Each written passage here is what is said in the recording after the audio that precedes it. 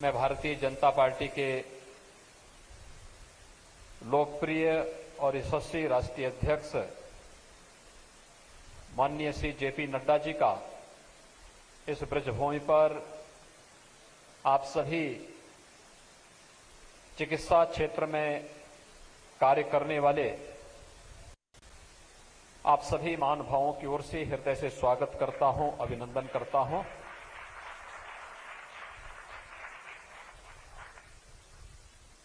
माननीय राष्ट्रीय अध्यक्ष जी की हार्दिक इच्छा थी कि उत्तर प्रदेश के अपने 2 दिवसीय प्रवास के दौरान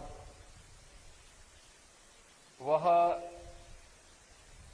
हेल्थ वर्कर्स के साथ और चिकित्सा विशेषज्ञों के साथ विशेष रूप से संवाद कर सके, क्योंकि चिकित्सकों को वैसे भी इस धरती पर भगवान के प्रतिनिधि के रूप में मान्यता दी जाती है, लेकिन वह साक्षात स्वरूप इस सदी की सबसे बड़ी महामारी कोरोना के दौरान देश को भी और दुनिया को भी देखने को मिला, जब स्वयं की प्रवाह के बगैर एक एक चिकित्सक, एक एक स्वास्थ्यकर्मी, एक एक कोरोना वॉरियर्स दूसरे को बचाने के लिए निकल पड़ा और देखते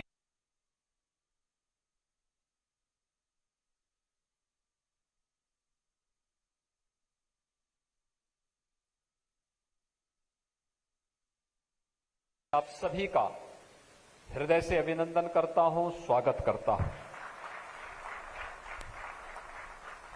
वास्तव में आज का दिन भारतीय जनता पार्टी के राष्ट्रीय नेतृत्व की ओर से कोरोना कालखंड में आप एक बार फिर से आपको लेकर चलते हैं आगरा, जहां पर उत्तर प्रदेश के मुख्यमंत्री योगी आदित्यनाथ का संबोधन इस वक्त चल रहा है। प्रतिबद्धता के साथ इस लड़ाई को जीती जा सकती थी, इसमें कोई संदेह नहीं। हम सब जानते हैं कि कोरोना इस सदी की सबसे बड़ी महामारी है और इस महामारी में पहले दिन से जो सावधानी प्रधानमंत्री जी के नेतृत्व में पूरे देश ने बरती थी, चाहे वह जनता कर्फ्यू का कार्यक्रम रहा हो, चाहे वह लॉकडाउन की घोषणा रही हो, और उसके बाद जब लगा कि अब ये कोरोना फिर भी आएगा तो अधिक से अधिक टेस्ट करने की सुविधा प्रदान करने का हो, हेल्थ इंफ्रास्ट्रक्चर को मजबूती प्रदान करने का हो। यह कार्यक्रम केवल कोरोना के दौरान नहीं, याद करिए कि 2014 में जब मोदी जी देश के प्रधानमंत्री बने, प्रधानमंत्री बनने के तत्काल बाद उन्होंने कुछ कार्यक्रम प्रारंभ किए और उन सभी कार्यक्रमों को भले ही उस समय विपक्ष ने आलोचना की हो, लेकिन उन एक एक कार्यक्रमों का कितना भारी प्रभाव पड़ता रहा, एक एक योजना को लेकर के। कोरोना कालखंड में जब दुनिया त्रस्त थी, उनको कुछ भी समझ में नहीं आ रहा था कि अब क्या करना है, वहां की व्यवस्था अस्त व्यस्त होती गई। दुनिया के कुछ देशों में सत्ता परिवर्तन कोरोना के कारण हो गए। उस कालखंड में आपने देखा होगा, कोरोना आया 2020 मार्च में और मई 2014 के बाद से जो परिवर्तन देश के अंदर एक एक करके होते गए, जनधन अकाउंट खोले गए हर एक गरीब के। कोरोना कालखंड में उन अकाउंट के माध्यम से सीधे प्रधानमंत्री जी के द्वारा उन सभी गरीबों के खाते में पैसा भेजा जाता रहा। गरीब कोई परेशान नहीं हुआ, भूख से कोई गरीब नहीं मरा। उसी प्रकार से आपने देखा होगा, स्वच्छ भारत मिशन 2 अक्टूबर 2014 को प्रारंभ हुई और स्वच्छ भारत मिशन के माध्यम से स्वास्थ्य के प्रति जागरूकता के साथ ही प्रत्येक नागरिक को और प्रत्येक बहन और बेटी को हम सुरक्षा की गारंटी कैसे दे सकते हैं? नारी गरिमा का प्रतीक भी स्वच्छ भारत मिशन के अंतर्गत 10 करोड़ परिवारों के बीच में बना हुआ शौचालय, प्रत्येक घर में बना हुआ शौचालय इस बात का बना। एक एक करके योजनाएं, हर गरीब को सिर ढकने के लिए छत मिल सके, शुद्ध पेयजल की व्यवस्था हर घर तक हो सके, ये सभी कार्यक्रम व्यवस्थित रूप से आगे चली रहे थे। कोरोना आने के पहले देश के 50 करोड़ लोगों को आयुष्मान भारत के अंतर्गत 5 लाख रुपए की स्वास्थ्य बीमा का कवर उपलब्ध करवाने की व्यवस्था करवाना, और जिस देश ने 1947 के बाद आजादी के तत्काल बाद से लगातार स्वास्थ्य की आपदा को झेल, लेकिन स्वास्थ्य इंफ्रास्ट्रक्चर पर पिछली सरकारों का, और जिन लोगों ने 55 वर्षों तक देश के अंदर शासन किया, प्रदेश के अंदर सर्वाधिक दिनों तक शासन किया, प्रदेश और देश के स्वास्थ्य इंफ्रास्ट्रक्चर पर जिन लोगों का ध्यान कभी नहीं रहा, आपने देखा होगा प्रधानमंत्री मोदी जी के नेतृत्व में भारतीय जनता पार्टी के आज के राष्ट्रीय अध्यक्ष माननीय नड्डा जी ने उस समय जो कार्यक्रम चलाए, चाहे वह एम्स की देश के अंदर शाखाओं का एक जाल बिछाने का रहा हो, या स्वास्थ्य के लिए सुपर स्पेशलिटी ब्लॉक की स्थापना का रहा हो, और चाहे नए मेडिकल कॉलेजेस का। भाइयों बहनों, 1947 से लेकर के 2016 तक उत्तर प्रदेश के अंदर केवल 12 गवर्नमेंट मेडिकल कॉलेज बने थे।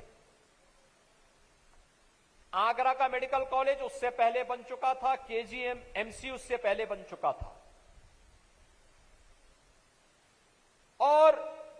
12 मेडिकल कॉलेज 69 वर्षों में। लेकिन 2016 से लेकर के 2021-22 के बीच में वर्तमान में हम प्रदेश में 33 नए मेडिकल कॉलेज की स्थापना कर रहे हैं। हेल्थ इंफ्रास्ट्रक्चर में ये चेंज और इस जज्बे ने कोरोना जैसी महामारी के सामने जब अमेरिका जैसी बड़ी बड़ी ताकतें और यूरोप जैसे विकसित देश जब पस्त होते हुए दिखाई दे रहे थे,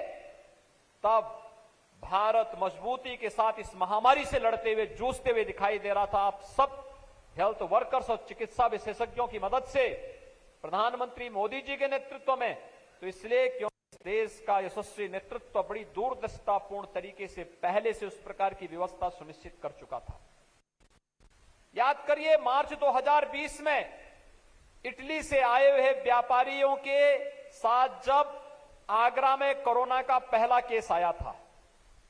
तब आगरा में भी और उत्तर प्रदेश में भी टेस्टिंग की एक भी लैब नहीं थी। हमें लैब के लिए, सैंपल टेस्ट के लिए एनआईवी पुणे भेजना पड़ा था। हमारे पास यहां के मेडिकल कॉलेज में, एसएन मेडिकल कॉलेज में भी भर्ती करने की कोई सुविधा नहीं थी। हमें नड्डा जी के द्वारा उपलब्ध कराई गई एडवांस लाइफ सपोर्ट एम्बुलेंस से उन मरीजों को सफदरजंग दिल्ली भेजना पड़ा था, और वे बाद में सुरक्षित उनको उपचार करके घरों तक उनका पहुंचाने का कार्य हुआ था। और भाइयों बहनों, आज प्रधानमंत्री मोदी जी की अनुकंपा से,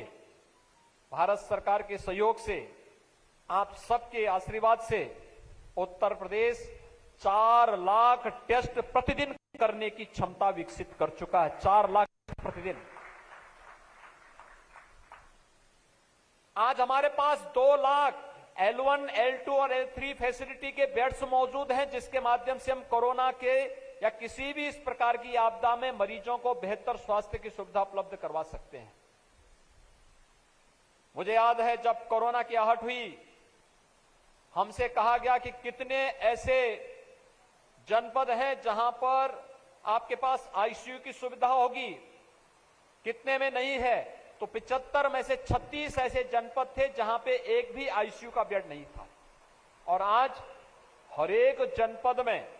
हमारे पास लगभग 100 आईसीयू के बेड्स मौजूद हैं। और अगर मैं L1, L2, L3 की फैसिलिटी की सुविधा की बात करता हूं, तो हमारे पास ये संख्या बढ़कर के 2 लाख बेड्स होती हैं और केवल द्वितीय लहर को ही नियंत्रित करने में नहीं बल्कि तीसरी लहर की आहट के बीच में भी हम लोगों ने उसकी पहले से तैयारी कर ली है कि अब उत्तर प्रदेश के अंदर किसी भी व्यक्ति को चिकित्सा के अभाव में इधर उधर भटकने की आवश्यकता नहीं पड़ेगी। यह प्रधानमंत्री मोदी जी के और यशस्वी नेतृत्व के कारण ही उत्तर प्रदेश के अंदर संभव हो पाया है। भाइयों बहनों, दूसरी लहर में ऑक्सीजन की जो किल्लत हुई, महामारी के दौरान संसाधन अक्सर कम पड़ते हैं और यह तो इस सदी की सबसे बड़ी महामारी थी। इस महामारी के दौरान हमने ऑक्सीजन के बारे में देखा होगा। ऑक्सीजन पहुंचाने का कार्य भारत सरकार ने जिस युद्ध स्तर पर किया था वह सबके सामने है। आज उत्तर प्रदेश में हर जनपद को ऑक्सीजन के क्षेत्र में आत्मनिर्भर बनाने की दिशा में कार्य प्रारंभ हो रहा है। 552 ऑक्सीजन प्लांट वर्तमान में हम उत्तर प्रदेश के अंदर अलग अलग जनपदों में स्थापित करने जा रहे हैं। चाहे वह आगरा हो, हर जनपद में ऑक्सीजन प्लांट लग रहे हैं, जिनमें से लगभग 300 ऑक्सीजन प्लांट अब तक हम लोग उत्तर प्रदेश के अंदर स्थापित कर चुके हैं और 252 ऑक्सीजन प्लांट को अगले कुछ दिनों के अंदर हम लोग बनाने की पूरी कार्य योजना बना चुके हैं। उनका सिविल वर्क पूरा हो चुका है और उनको बहुत शीघ्र हम लगा करके ऑक्सीजन के लिए किसी भी प्रकार की कोई किल्लत न होने पाए, इसकी पूरी तैयारी हम लोगों ने उत्तर प्रदेश के अंदर वर्तमान में की है। और आज आप सबके सहयोग से मुझे बताते हुए ये भी प्रसन्नता है, उत्तर प्रदेश 24 से लेकर 25 करोड़ की आबादी का प्रदेश, पॉजिटिविटी आज हमारी प्रतिदिन की है 0.001%, यानी दुनिया में न्यूनतम WHO ने भी जो माना है कि 5% से कम की पॉजिटिविटी रेट को हम सेफ मान सकते हैं, लेकिन हम तो उससे भी न्यूनतम स्तर पर पहुंच चुके हैं। 0.001% पर हम लोग वर्तमान में हैं। कोरोना पूरी तरह नियंत्रण में है, लेकिन कोरोना अभी समाप्त नहीं हुआ है। प्रधानमंत्री जी ने इसके बारे में निरंतर जागरूकता पैदा करने की बात कही है कि 2 गज की दूरी और मास्क है जरूरी का पालन तो हमें करना ही होगा, लेकिन हम सबको आभार व्यक्त करना चाहिए प्रधानमंत्री मोदी जी के नेतृत्व को, जिन्होंने इस देश के वैज्ञानिकों को प्रोत्साहित करते हुए इस देश के प्रत्येक नागरिक को सुरक्षा कवच के रूप में फ्री में वैक्सीन उपलब्ध करवाने का कार्य किया है। और आप सभी चिकित्सा विशेषज्ञ इस बात को जानते हैं कि वैक्सीन, किसी भी महामारी के लिए वैक्सीन ये पहली बार भारत के अंदर इतनी जल्दी उपलब्ध हो पा रहा है। इससे पहले आज तक डेंगू का कोई वैक्सीन नहीं आ पाया, आज तक स्वाइन फ्लू का कोई वैक्सीन नहीं आ पाया, सॉर्स का कोई वैक्सीन नहीं आया, आज तक किसी भी बर्ड फ्लू का कोई वैक्सीन नहीं आया, एक्यूट इंसेफ्लाइटिस का कोई वैक्सीन नहीं आ पाया। लेकिन कोरोना महामारी के भारत में आने के 9वें महीने में ही वैक्सीन, एक नहीं 2-2 स्वदेशी वैक्सीन भारत के नागरिकों को सुरक्षा कवच प्रदान करके प्रधानमंत्री मोदी जी ने दिया। और आज प्रधानमंत्री मोदी जी के यशस्वी नेतृत्व में, अपने राष्ट्रीय नेतृत्व के मार्गदर्शन में उत्तर प्रदेश देश के अंदर सर्वाधिक टेस्ट करने वाला राज्य है। 6,75,00,000 के आसपास टेस्ट हम लोग वर्तमान में कर चुके हैं प्रदेश के अंदर।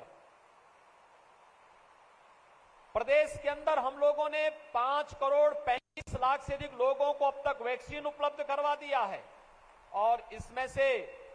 2,21,00,000 से अधिक तो केवल युवा हैं। 18 से 44 आयु वर्ग के युवाओं को भी हम वैक्सीन दे चुके हैं। वैक्सीन भारत सरकार हर एक नागरिक को उपलब्ध करवा रही है। वैक्सीन के लिए तमाम प्रकार से गुमराह करने का प्रयास हो रहा है, लेकिन आप सभी हमारे जितने भी हेल्थ वर्कर्स हैं, आपका जो सहयोग और जिस प्रकार से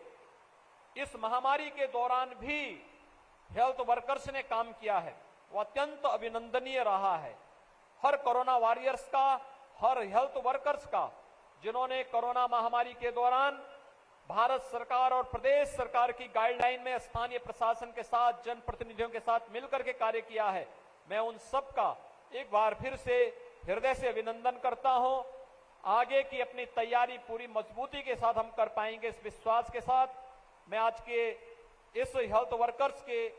और चिकित्सा विशेषज्ञों के इस अभिनंदन समारोह में भारतीय जनता पार्टी के राष्ट्रीय अध्यक्ष माननीय श्री जेपी नड्डा जी का, राष्ट्रीय महामंत्री माननीय श्री संगठन महामंत्री माननीय श्री बीएल संतोष जी का, प्रदेश के प्रभारी और राष्ट्रीय उपाध्यक्ष माननीय श्री राधा मोहन सिंह जी का, आप सभी चिकित्सा विशेषज्ञों का, हेल्थ वर्कर्स का, कोरोना वॉरियर्स का हृदय से स्वागत करता हूं, अभिनंदन करता हूं। धन्यवाद। जय हिंद। तो सुन रहे थे आप मुख्यमंत्री योगी आदित्यनाथ को आगरा से, जहां पर कोरोना काल में सरकार ने जो काम किए उसका जिक्र किया और साथ ही साथ उन्होंने प्रधानमंत्री मोदी की भी तारीफ की और कहा कि जिस तरह से केंद्र सरकार ने भी सहयोग किया और आज उत्तर प्रदेश में कोरोना की जो स्थिति पहले भयावह थी वो बिल्कुल खत्म है, लेकिन मुख्यमंत्री ने कहा कि कोरोना अभी खत्म नहीं हुआ है। खबरों के निष्पक्ष विश्लेषण के लिए सब्सक्राइब करें Jantantra TV and press the bell icon. Never miss any update.